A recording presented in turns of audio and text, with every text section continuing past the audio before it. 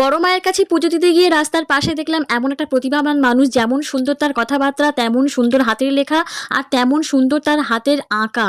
আর মানুষটা কি বলছে চলো ভিডিওতে তোমরা একটু শুনে নাও। ঘরের বাবা আমার উপরে বড় ঠাকুর নেই। এই মন্দিরে আসার সময় যেখানে ঠাকুর মন্দির দেখছে সবাই এরকম করে প্রণাম করে যাচ্ছে, কিন্তু ঘরে বাবা মাকে কেউ প্রণাম করে না।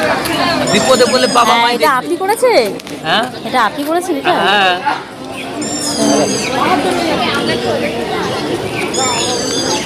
এইটা 10 টাকা হয়েছে।